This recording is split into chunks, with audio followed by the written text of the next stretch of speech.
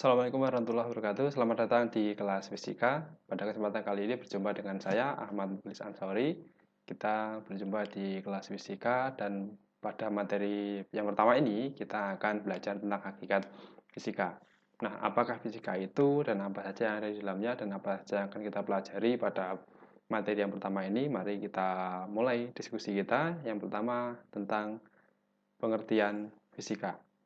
Ada banyak pendapat tentang pengertian fisika. Nah, pada kesempatan kali ini kita mengambil salah satunya, yaitu yang menyatakan bahwa fisika adalah salah satu cabang dari sains yang merupakan ilmu pengetahuan yang mempelajari alam semesta, kemudian mempelajari materi, energi, dan interaksi yang ada di dalamnya. Itu adalah pengertian fisika yang akan kita gunakan untuk pembahasan kita pada materi hakikat fisika kali ini. Nah, kemudian apa sih sebenarnya fisika itu dan hakikatnya? Jadi dalam pembahasan kita, hakikat fisika itu nanti ada 3.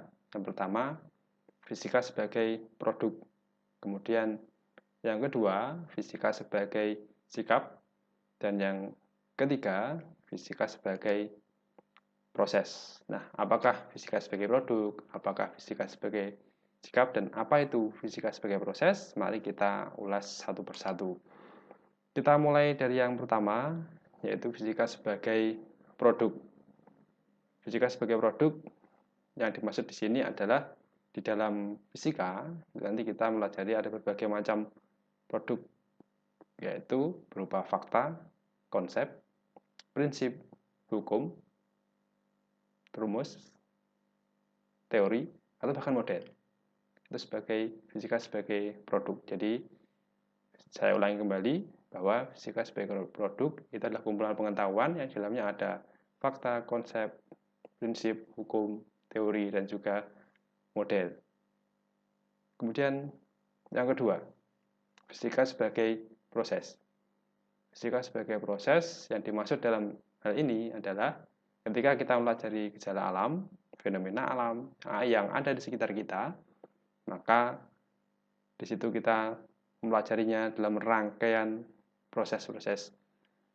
Nah, proses-proses tersebut dalam pengamatan fisika maka meliputi langkah-langkah.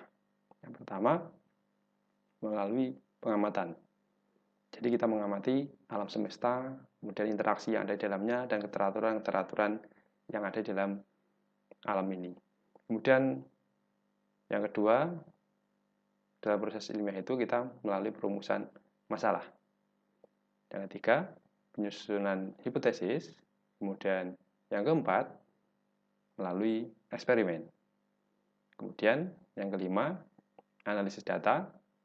Dan yang terakhir, penarikan kesimpulan dalam sebuah proses fisika. Selanjutnya yang ketiga, kita mengulas tentang fisika sebagai sebuah sikap. Nah, setiap langkah dalam proses tadi maka perlu membutuhkan sikap ilmiah yang baik. Nah, apa ya sikap ilmiah yang baik itu? Yang pertama yaitu ada rasa ingin tahu. Kenapa ini perlu? Karena dengan rasa ingin tahu itulah akan muncul pertanyaan-pertanyaan yang mendorong kita untuk menggali lebih dalam tentang alam semesta dan interaksi di dalamnya. Kemudian adanya rasa percaya, ketiga kreatif, keempat teliti, ini yang harus dimiliki oleh seorang fisikawan ataupun seorang ilmuwan.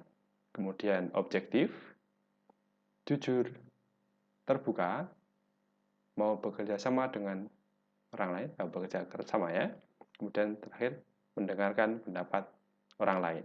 Ini adalah sikap ilmiah dalam kita berfisika atau sikap ilmiah sebagai seorang ilmuwan atau sebagai seorang siswa. Jadi kita harus menanamkan sikap ilmiah yang baik itu ada 9 gitu ya. Jadi harus diingat kembali ada 9, mulai dari rasa ingin tahu, percaya, kemudian kreatif, teliti, objektif, jujur, terbuka, bekerja sama, kemudian mendengarkan pendapat orang lain. Itulah sikap yang harus kita tanamkan pada diri kita sebagai seorang siswa, sebagai seorang calon ilmuwan atau bahkan kita sebagai seorang ilmuwan nantinya. Nah, kemudian pada pembahasan sebelumnya, ketika fisika sebagai proses, di dalamnya ada eksperimen. Nah, dalam eksperimen, maka nanti ada beberapa variabel. Ada 3, gitu ya. Ada 3 variabel. Yang pertama, ada variabel bebas. Nah, variabel bebas itu adalah suatu variabel yang di dalamnya kita ubah secara bebas. Nilai-nilainya kita variasikan. Kemudian, akibat dari variabel bebas itu, maka nanti ada variabel yang terpengaruh akibat dari perubahan variabel bebas. Nah, itulah disebut sebagai variabel terikat. Nah, dalam suatu proses juga, suatu eksperimen, maka nanti ada yang namanya juga variabel kontrol. Nah, variabel ini yang kita jaga selama pengamatan, itu nilainya tetap. Nah, kemudian bagaimana contohnya? Baik, ini saya menunjukkan satu contoh. Pengaruh massa terhadap perubahan panjang pegas. Jadi misalkan kita akan melakukan eksperimen menggantungkan massa pada pegas. Nah, bagaimanakah pengaruh perubahan massa itu pada panjang pegas? Jadi dalam eksperimen ini, maka yang berlaku sebagai variabel bebas itu adalah massa. Kita memvariasi massa, mengganti massanya semakin besar, semakin besar, semakin besar. Kemudian dampak dari penambahan massa itu adalah sebagai variabel terikat, yaitu perubahan pegas panjang, ya, perubahan panjang pegas. Kemudian yang ketiga, variabel kontrolnya apa? Variabel kontrolnya adalah pegas itu atau konstanta pegas. Jadi selama percobaan, pegasnya kita jaga tetap, yaitu dalam hal ini adalah elastisitasnya kita jaga tetap, pegasnya tidak kita ganti. Oke. Baik, untuk biar lebih paham, mari kita simulasikan percobaan perubahan massa terhadap bekas, bagaimana pengaruhnya. Kita mulai simulasi kita. Nah, di ini ada 2 buah bekas. Kita nanti akan mengamati bagaimanakah pengaruh perubahan massa terhadap panjang bekas. Jadi kita siapkan dulu start. Awalnya pada kondisi normal panjang bekas ini misalkan 45 cm ya, 45 cm. Kita siapkan di sini. Nah, panjang mula-mula warna biru ini sekitar 45 cm. Kemudian kita gantungkan sebuah bekas 50 gram.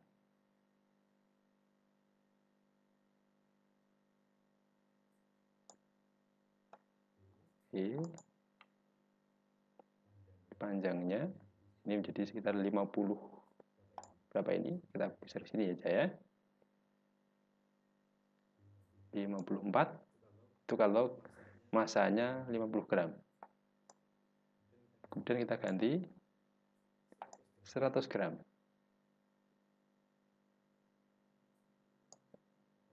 Nah, pada saat 100 gram